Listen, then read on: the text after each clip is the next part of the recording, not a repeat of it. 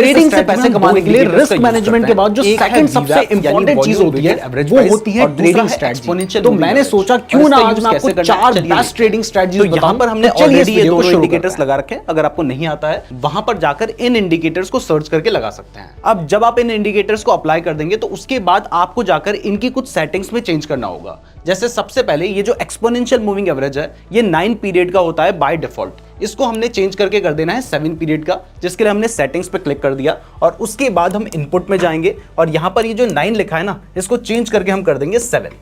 इसके साथ ही इसका जो कलर है उसको भी मैं चेंज कर देता हूं ताकि ये हमें क्लियरली नजर आए। तो इसका कलर ब्लू कलर का है, मैं इसको चेंज करके ब्लैक कलर का कर रहा हूं और साथ ही मैं यहां पर इसको थोड़ा सा इसकी थिकनेस को बढ़ा देता हूं।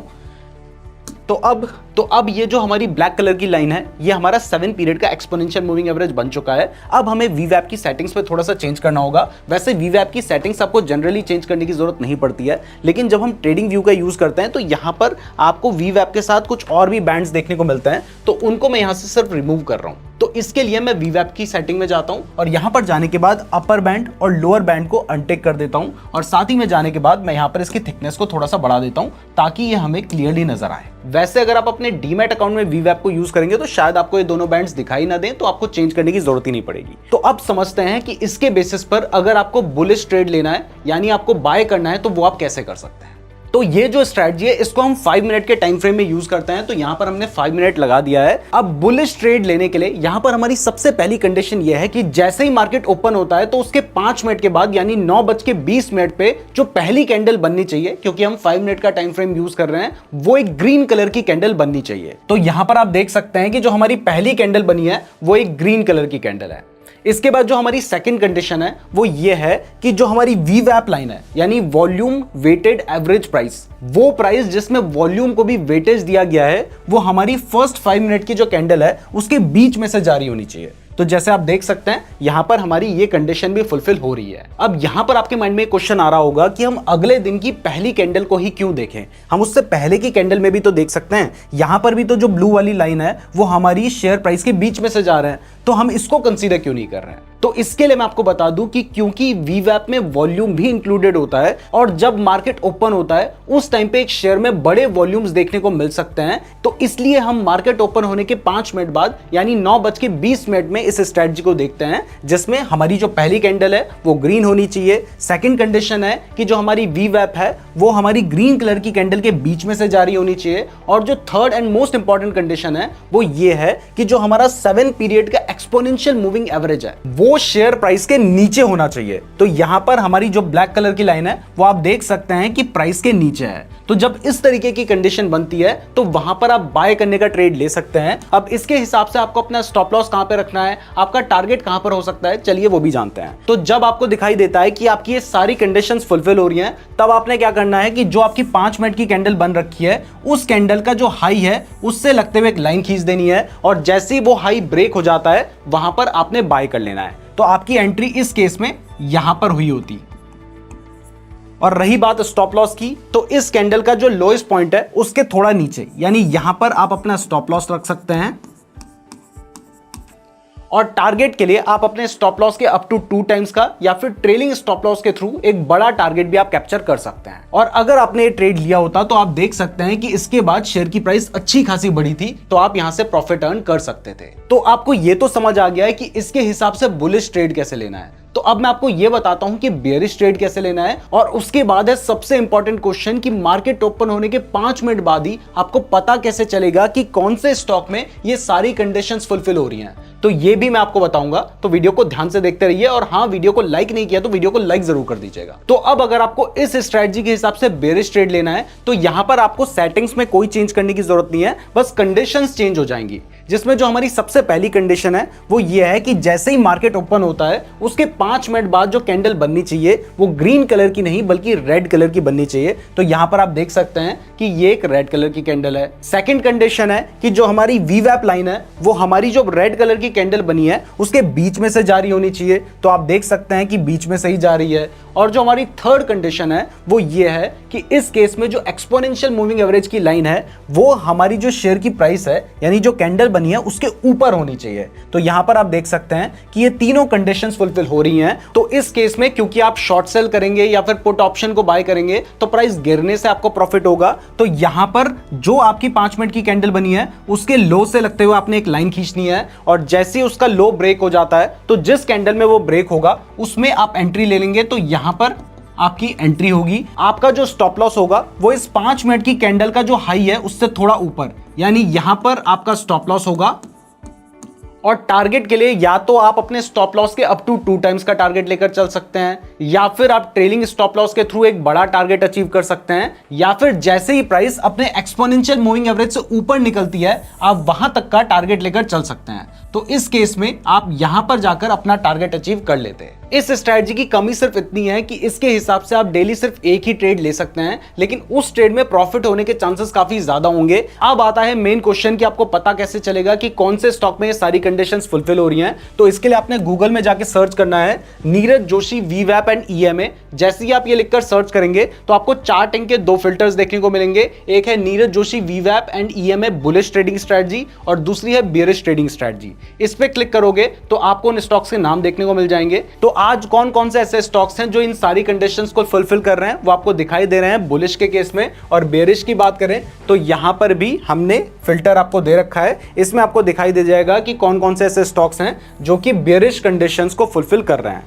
तो इसमें भी आपको ये स्टॉक्स के नाम दिखाई दे रहे हैं। तो अब जो हमारी नेक्स्ट स्ट्रेटजी है, इस स्ट्रेटजी को आप साइडवेज मार्केट में यूज कर सकते हैं, और इसको आप किसी भी टाइम फ्रेम में यूज कर सकते हैं। लेकिन अगर आप शॉर्टर टाइम फ्रेम में यूज करेंगे जैसे कि 1 मिनट, तो वहां पर आपको ज्यादा फेक सिग्नल्स देखने को मिल सकते हैं। तो अगर आप इंट्राडे ट्रेडिंग करना चाहते हैं तो वहां पर आप 5 मिनट या 15 मिनट का टाइम फ्रेम यूज कर सकते हैं, और अगर आप स्विंग ट्रेडिंग करना चाहते हैं तो आप 1 आवर या 1 डे का भी टाइम फ्रेम वहां पर यूज कर सकते हैं। इस स्ट्रेटजी में आपने क्या करना है, आपने सबसे पहले कोई एक ऐसा स्टॉक ढूंढना है जो कि साइडवेज में चल रहा हो। जैसे यहां पर आप देख सकते हैं कि ये स्टॉक साइडवेज में चल रहा है, मतलब बहुत लंबे टाइम तक इसकी जो प्राइस है वो एक ही रेंज में चल रही है। तो जब भी आपको एक ऐसा स्टॉक दिखाई देता है तो उसके बाद आपको इसके जितने भी टॉप्स हैं उन टॉप से लगते हुए और जितने भी बॉटम्स हैं उन बॉटम से लगते हुए एक लाइन खींच लेनी है। लाइन ड्रॉ करने के लिए आप जो भी चार्टिंग सॉफ्टवेयर का यूज करते हैं उसमें आपको टूल मिल जाते हैं। तो जैसे यहां पर आपको एक टूल देखने को मिल रहा है, आप इस पर क्लिक करेंगे तो हॉरिजॉन्टल लाइन का आपको एक ऑप्शन देखने को मिल रहा है।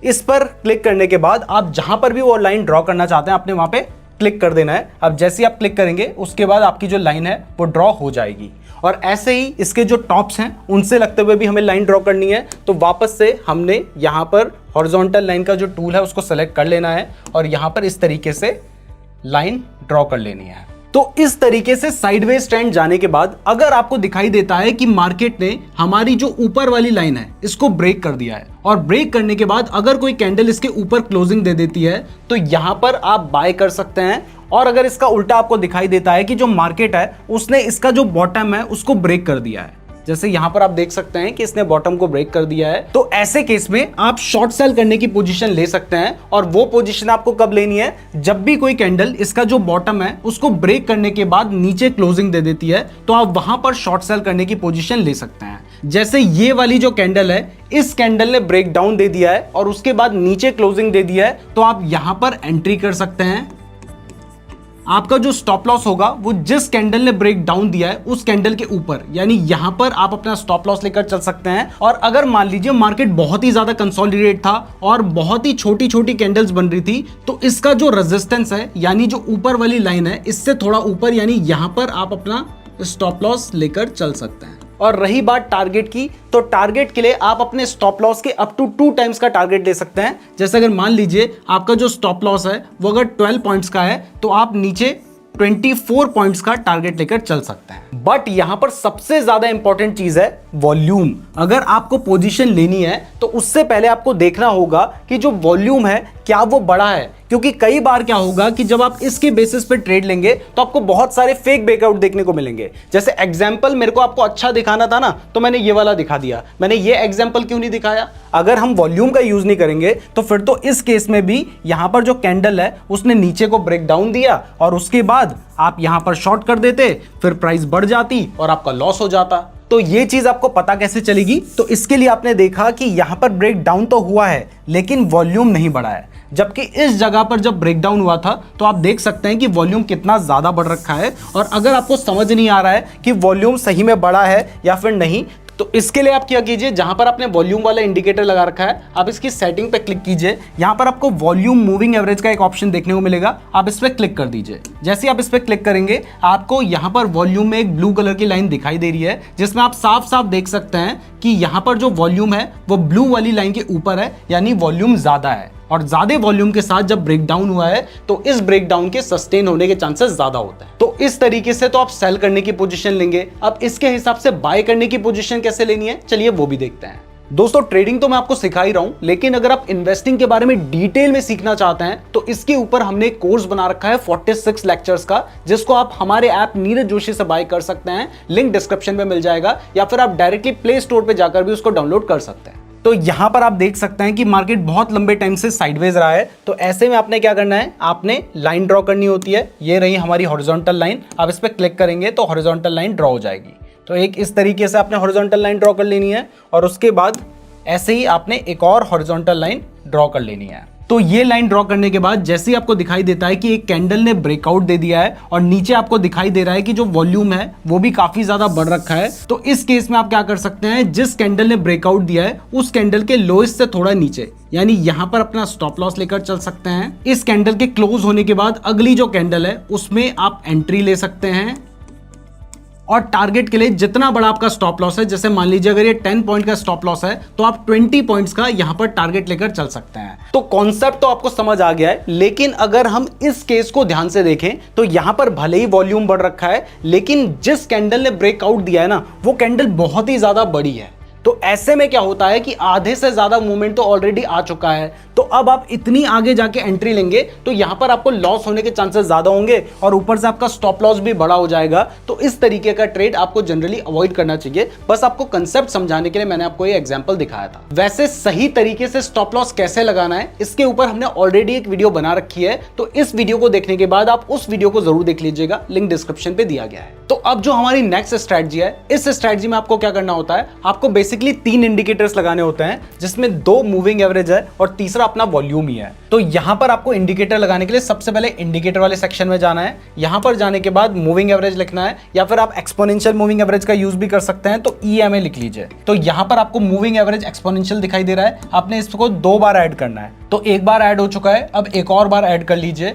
और जैसे ही आप ऐड कर लेते हैं तो इसके बाद जो तीसरा इंडिकेटर है वो हमारा वॉल्यूम ही है, तो वॉल्यूम को आपने साथ में ऐड कर लेना है। तो ये हमारे 3 इंडिकेटर्स यहां पे लग चुके हैं। अब इसमें हमें क्या करना है कि जो 2 एक्सपोनेंशियल मूविंग एवरेज है, इनका जो पीरियड है उसको चेंज करना है। तो इसके लिए हम सेटिंग में जाएंगे, और यहां पर जाने के बाद इसकी जो लेंथ है इसको हम चेंज करके कर देंगे 50, और इसका जो स्टाइल है उसको भी हम चेंज करके, जहां पर जो प्लॉट है इसको हम चेंज करके कर देते हैं ग्रीन कलर का, और इसकी जो थिकनेस है उसको भी थोड़ा सा बढ़ा देते हैं, और इस पे हम क्लिक कर देते हैं। तो यहां पर हमारी ये जो ग्रीन कलर की लाइन है ये 50 पीरियड का एक्सपोनेंशियल मूविंग एवरेज बन चुका है। और अब जो हमारा दूसरा मूविंग एवरेज है इसकी हम सेटिंग चेंज करके कर देते हैं 200, यानी ये बन जाएगा हमारा 200 पीरियड का एक्सपोनेंशियल मूविंग एवरेज। और इसका जो कलर है उसको मैंने कर दिया है रेड कलर का, और इसकी भी जो थिकनेस है वो हम यहाँ पे थोड़ी सी बढ़ा देते हैं ताकि हमें ये क्लियरली नजर आए। तो अब आपको क्या करना है कि जब भी हमारी जो रेड कलर की लाइन है यानी 200 पीरियड का एक्सपोनेंशियल मूविंग एवरेज है, उसको ग्रीन कलर की लाइन यानी 50 पीरियड का एक्सपोनेंशियल मूविंग एवरेज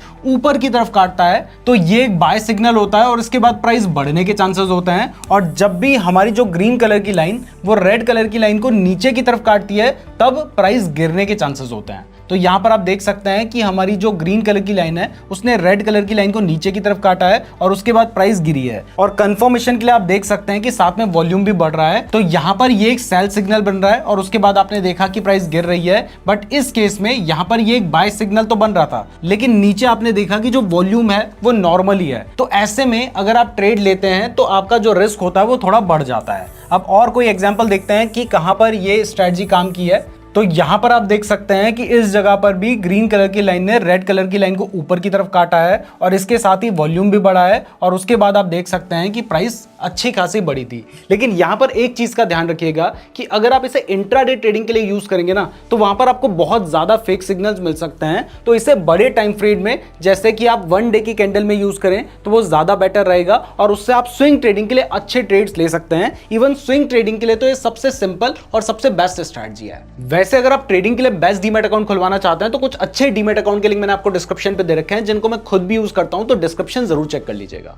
वैसे आज मैं आपको 4 स्ट्रैटेजीज बता रहा हूं, लेकिन अगर आप चाहते हैं कि हम इसका नेक्स्ट पार्ट भी बताएं तो कमेंट में ट्रेडिंग स्ट्रैटेजी जरूर लिख दीजिएगा। अब इसके बाद जो नेक्स्ट स्ट्रैटेजी है, इस स्ट्रैटेजी के अकॉर्डिंग आपको डेली सिर्फ एक ही ट्रेड मिल सकता है, लेकिन उस ट्रेड में आपको एक बहुत बड़ा प्रॉफिट हो सकता है। तो इस स्ट्रैटेजी को आपने 15 मिनट के टाइम फ्रेम में यूज करना है। तो सबसे पहले जो आपका टाइम फ्रेम होगा उसको आपने 15 मिनट सेलेक्ट कर लेना है और इसके साथ ही अपने वॉल्यूम का भी यूज करना है, क्योंकि वॉल्यूम के थ्रू आप कंफर्म हो सकते हैं। तो जब भी मार्केट ओपन होने के बाद आपको कोई ऐसा स्टॉक दिखाई देता है जिसमें गैप अप ओपनिंग हुई हो, अब गैप अप ओपनिंग आपको कैसे पता चलेगी? जैसे आप देख सकते हैं कि यहां पर जो स्टॉक था वो लगभग 715 रुपीस पर क्लोज हुआ था, लेकिन अगले दिन जब स्टॉक ओपन हुआ तो वो ओपन ही 725 रुपीस में हुआ है और इस वजह से यहां पर हमें गैप भी दिखाई दे रहा है। तो जब भी आपको इस तरीके की गैप अप ओपनिंग दिखाई देती है तो फर्स्ट कैंडल के क्लोज होने के बाद, यानी जब 15 मिनट कंप्लीट हो जाएंगे तो ये पहली वाली कैंडल बन चुकी होगी, क्योंकि आप 15 मिनट के टाइम फ्रेम को यूज कर रहे हैं। तो उसके बाद जब सेकंड कैंडल बन रही होगी तो आपने जो पहली वाली कैंडल है, यानी जो 15 मिनट की पहली कैंडल बन चुकी है, उसका हाई पॉइंट और उसका लो पॉइंट को लगते हुए एक इस तरीके से लाइन खींच लेनी है। तो उसके बाद अगर कोई कैंडल इसके हाई को ब्रेक कर देती है, जैसे आप देख सकते हैं कि इस कैंडल ने इसके हाई को ब्रेक कर दिया है, तो आप इस कैंडल में एंट्री ले सकते हैं। आपका जो स्टॉप लॉस होगा वो जो पहली वाली कैंडल है उसके लोएस्ट पॉइंट के नीचे, यानी यहां पर आप अपना स्टॉप लॉस लेकर चल सकते हैं। और टारगेट के लिए या तो आप अपने स्टॉप लॉस के अप टू 2 टाइम्स लेकर चल सकते हैं, या फिर आप बड़े टारगेट को कैप्चर करने के लिए ट्रेलिंग स्टॉप लॉस का यूज भी कर सकते हैं।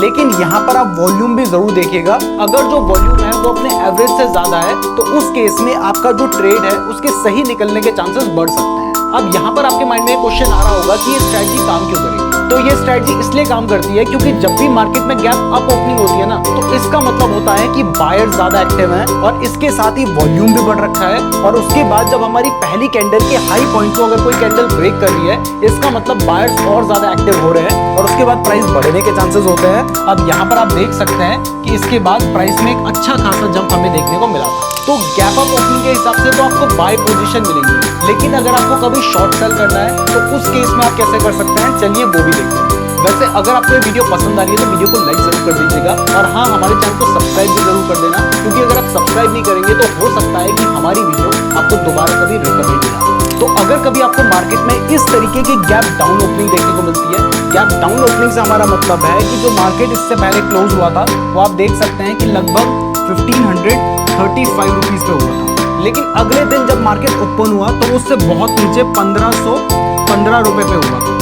तो आप देख सकते हैं कि एक बहुत बड़ा गैप हमें यहाँ पर देखने को मिलता है। तो जब भी आपको इस तरीके का सिनेरियो देखने को मिलता है तो उसके बाद आपको क्या करना है, जो पहली 15 मिनट की कैंडल बनती है उसके हाई और लो से लगते हुए एक लाइन खींच लेनी है और उसके बाद जैसे ही कोई कैंडल इसके लो को ब्रेक कर देती है तो आप वहां पर एंट्री ले सकते हैं। तो इस केस में आप इस वाली कैंडल में एंट्री लेंगे।